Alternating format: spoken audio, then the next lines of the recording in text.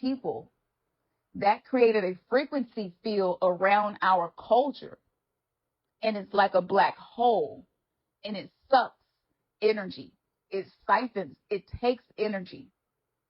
And we also have to deal with stepping out into the real world and experiencing racial disparities in the healthcare system.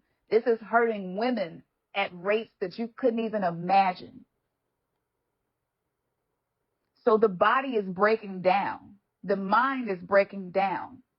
But the structures put in place to help us with that also have this virus of supremacy and who is less than. So we're not getting the health care, we're not getting the mental health care that we need to actually heal. This is not a coincidence. This is a design. So the root of everything, we could talk about chakras, the energy systems that have been thrown off. They are thrown off by this.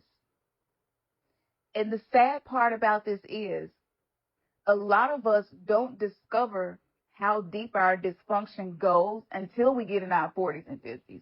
That's the truth.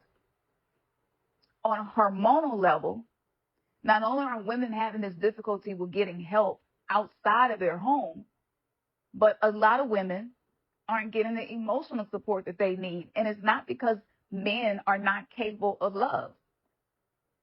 Men are capable of love when they do the work necessary to hold space for love. They have been socially engineered to seek pleasure, to seek validation, to seek approval, to be allowed to be the leader without doing the work to be able to lead. This is the root of the patriarchy. It put men in a position that their nervous system could not sustain. So a lot of them learn to fake it till they make it, until they are no longer capable of faking it. So as we get older and as the wear and tear starts to become more obvious, then the fractures in the foundation of the reality that we have created start to surface. And this will manifest in your physical reality with stuff breaking down inside of your home, stuff breaking down inside of your relationship with your children, stuff breaking down inside of your finances, things breaking down within the spiritual practice that you are committed to. So going back to where I started, the true epidemic is emotional immaturity. And that doesn't mean that we have not been victimized. There is no one person you listening to me can blame for where you are. This was an epigenetic, socially engineered state of being. For those of us in the spiritual community, we call this generational curses. These are simply patterns of dysfunction. When you heal the patterns of dysfunction, you must first become aware of it. But the issue is a firmware has been programmed into the minds of men where most of them are extremely uncomfortable with any form of criticism. And if you try to bring an issue up, no matter how you bring it up, a dysregulated nervous system within a man is going to say, she is attacking me, she is a threat. It's like being Terminator, and they see this red alert popping up, threat. This is a threat. This is a threat. You are being targeted. You are being targeted. When really all the woman is trying to do is trying to find a resolution to a problem that's hurting her on a level he can't feel or see. Because most men cannot feel that deeply to know how much their actions hurt others. Because your nervous system, if it is dysregulated, its only job is to protect you. Its job is not to be emotionally attuned with anybody around you. So they are detached.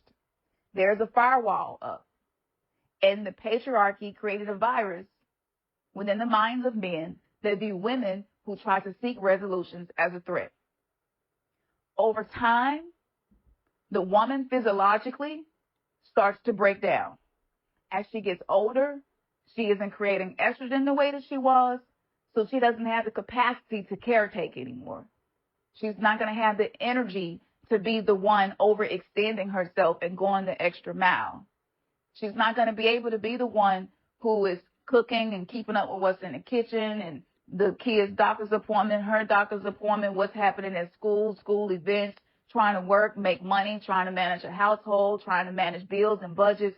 It's so much that women do that's invisible. And trying to keep up with life, the life that we've built, without the energy or support system to do that. And that energy for a woman is emotional. Women are like flowers and plants. We do not thrive without water. Emotions are the element of water. We literally come from water. Water upside down is matter. Change the A to an O and you have mother.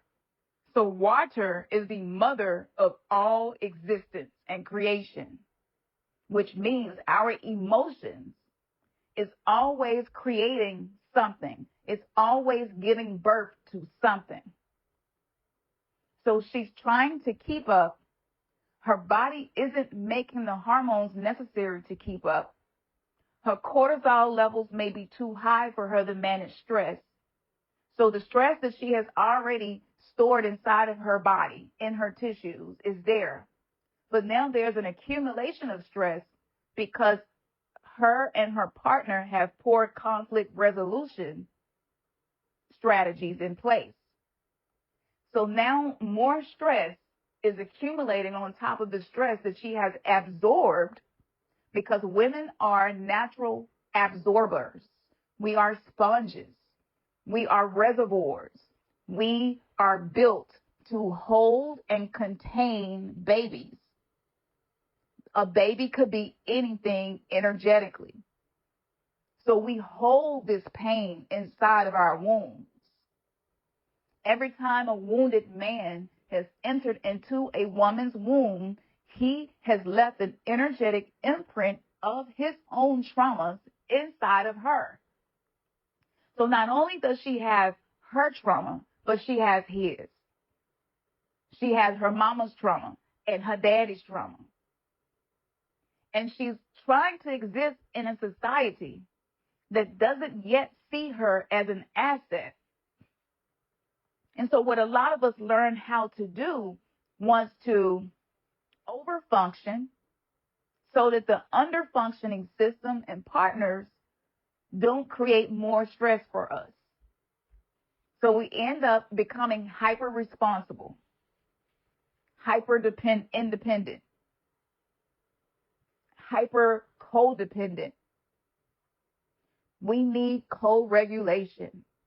We need safe people to interact with, to be healthy and to feel safe. But what happens when that has been taken away?